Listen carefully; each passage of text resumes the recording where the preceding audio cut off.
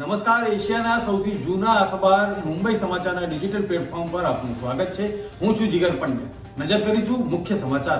કેન્દ્ર સરકારે ઇમરજન્સીની યાદમાં 25 જૂને સંવિધાન હત્યા દિવસ ઉજવવાની જાહેરાત કરી છે, જેને લઈને નોટિફિકેશન પણ જાહેર કરવામાં આવ્યું છે। ભારત સરકાર દર વર્ષે 25 જૂને સંવિધાન હત્યા દિવસના રૂપમાં ઉજવવાનો નિર્ણય કર્યો। અનંત અંબાણીની જાન પહોંચી જીઓ વર્લ્ડ સેન્ટર, લગ્નની વિધિ શરૂ કરાઈ।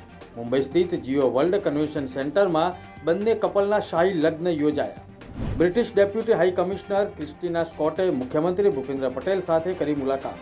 બ્રિટનની નવી સરકાર અનેક ક્ષેત્રમાં સહભાગિતા માટે છે તત્પર। બ્રિટનની મુલાકાતનું મુખ્યમંત્રીને અપાયું આમંત્રણ। બિમ્સ્ટેક વિદેશ મંત્રીઓએ પ્રધાનમંત્રી નરેન્દ્ર મોદી સાથે મુલાકાત કરી। પ્રધાનમંત્રીએ વિવિધ ક્ષેત્રોમાં પ્રાદેશિક સહયોગને વધુ મજબૂત કરવા પર કરી ચર્ચા।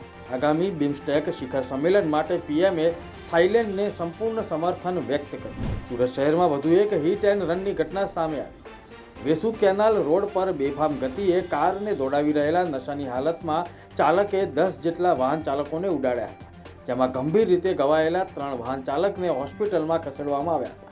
આ ઘટનામાં સદનસીબે કોઈ જાનહાનિ પહોંચી નથી। લોકોએ પીછો કરીને કાર ચાલકને પકડીને પોલીસને હવાલે કર્યો।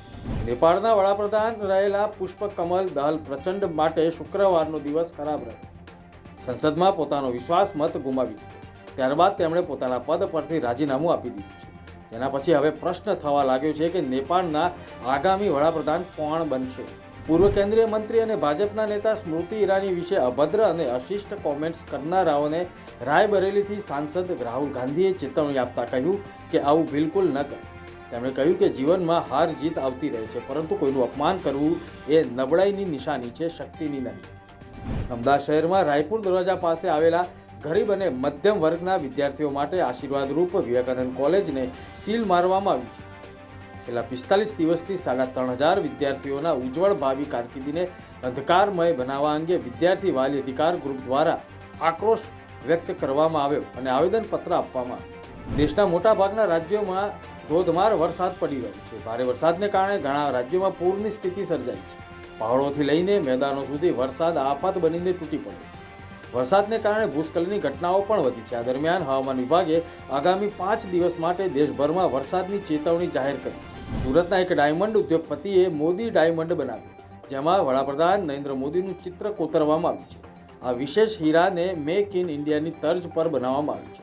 તેને તૈયાર કરવામાં 1 મહિના જેટલો સમય લાગ્યો છે। આ હીરો 8 કેરેટના એક લેબ ગ્રોથ ડાયમંડ પર બનાવવામાં આવ્યો છે। આ ખાસ હીરો વડાપ્રધાન મોદી પ્રત્યે સન્માન અને મેક ઇન ઇન્ડિયા અભિયાન માટે સમર્થનને દર્શાવે છે। આ હતા અત્યાર સુધીના મુખ્ય સમાચાર। જોતા રહો મુંબઈ સમાચારનું ડિજિટલ પ્લેટફોર્મ। નમસ્કાર।